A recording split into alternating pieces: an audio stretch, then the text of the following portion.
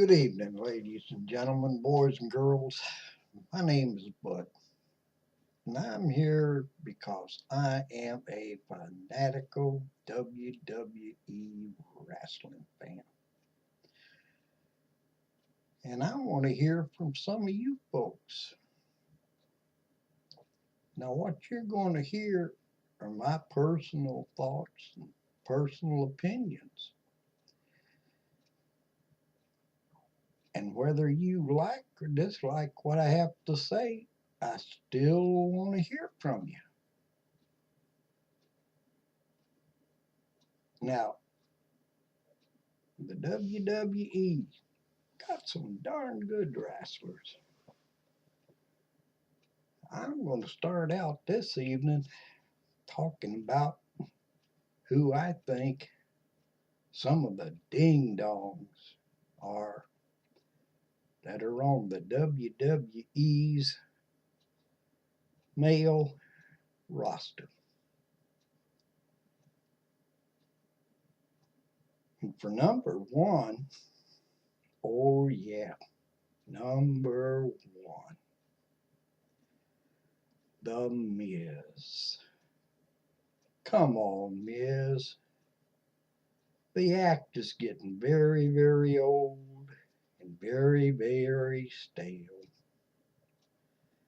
Everybody in the world knows what you're going to do when you walk out to the top of that ramp. You're going to walk down there to that ring with your lady, get yourself a microphone, stand there and belittle the other wrestlers. And when one of them comes out to confront you, you're going to run around and hide behind the lady. Now, you hide behind the lady. Number one, down deep and all, you are a coward. Why the WWE keeps you on their roster, I don't know.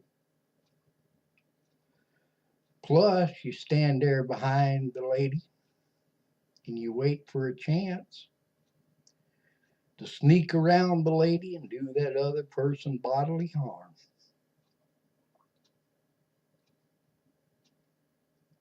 Number two on your bill,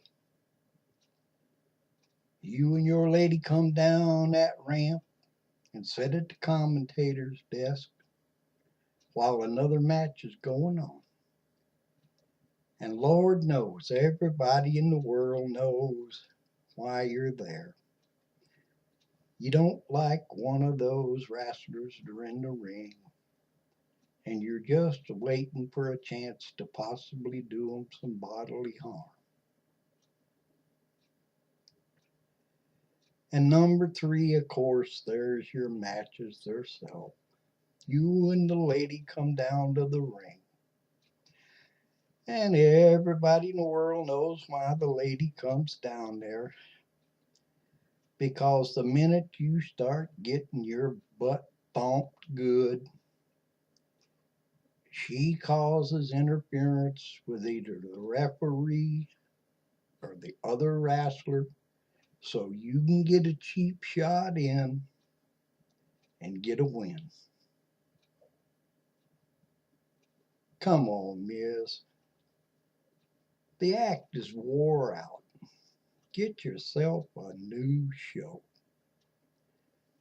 I personally believe if the lady was banned permanently from ringside, you wouldn't win 50% of the matches that you're put in.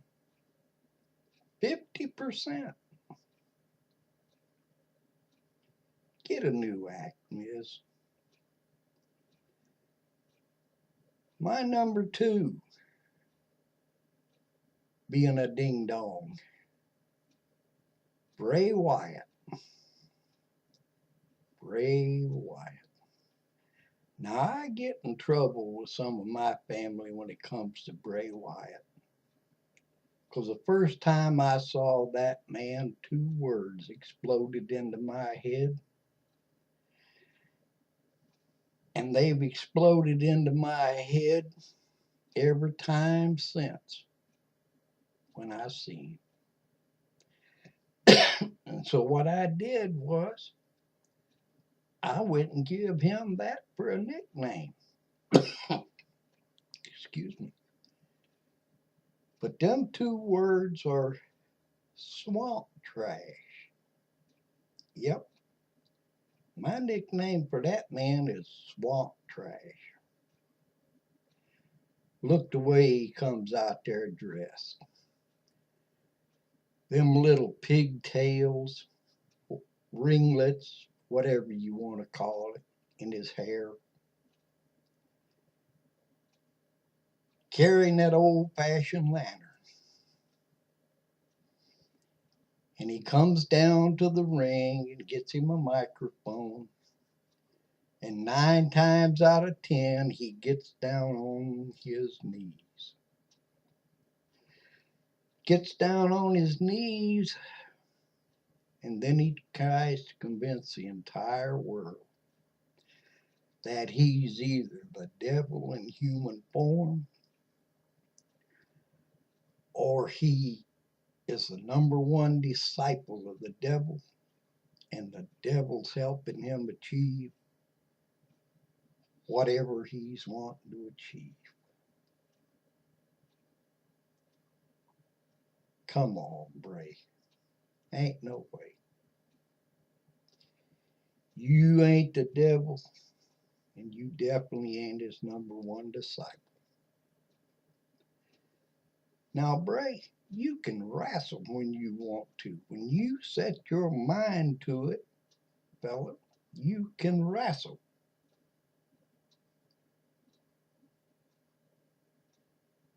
Come on down to the ring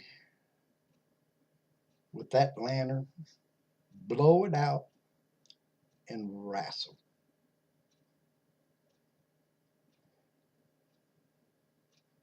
Now, excuse me, I will move on to WWE's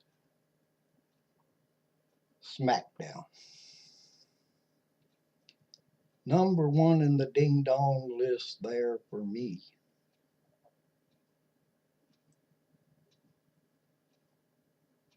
Jinder Mahal. Oh, yes, Jinder Mahal.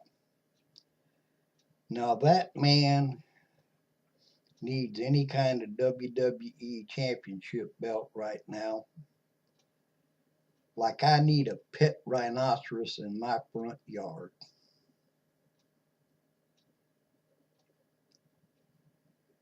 He comes out in the name of the people of India. That's well and good. I don't mind anybody coming out there and representing anybody they want to. Any nation, any group of people.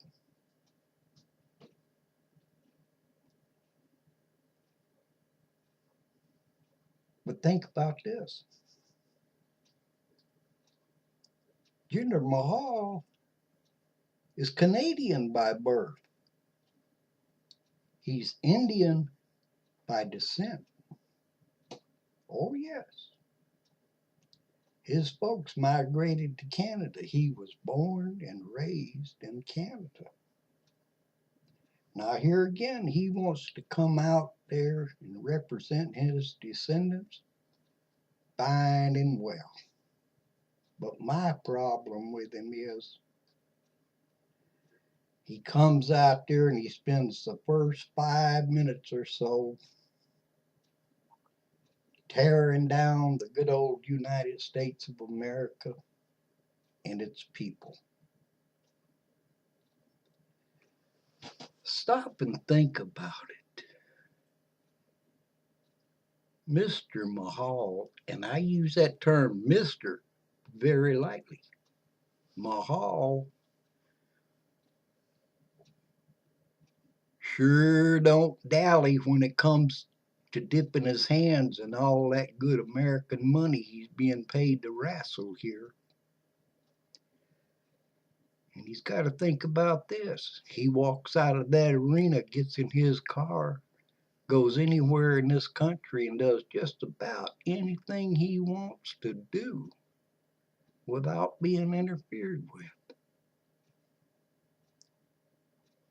How much of that can he do in India or in Canada? Come on, Mr. Mahal. Come out and represent your descendants,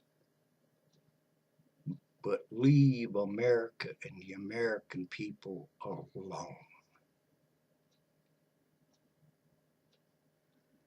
Now, number 2 in SmackDown, top-rated dinglings as far as I'm concerned,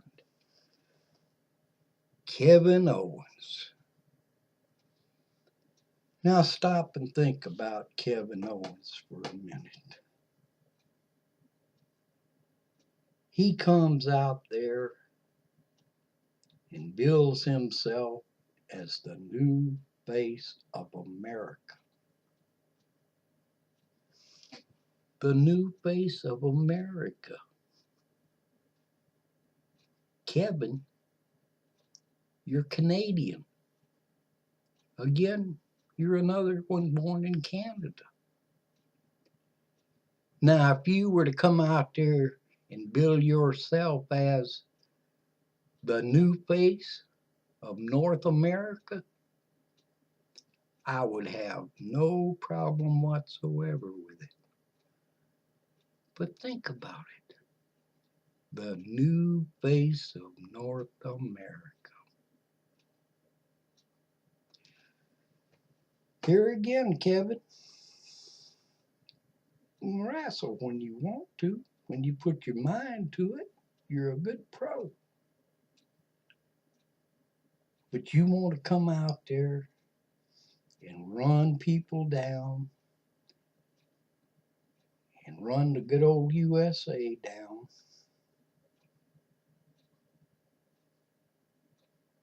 Interfere with other matches and all, when you should just be coming out there and, if you want to, bill yourself as the new face of North America. Leave it at that and wrestle. Wrestle. Now, ladies and gentlemen, boys and girls, those are some of my thoughts tonight on the WWE and some of their male people on their roster. I'd love to hear from you. Contact me. Tell me what you think. What your thoughts and ideas are on the WWE. You don't have to agree or disagree with me. Just let me know how you feel. I want to hear from some of the other fans.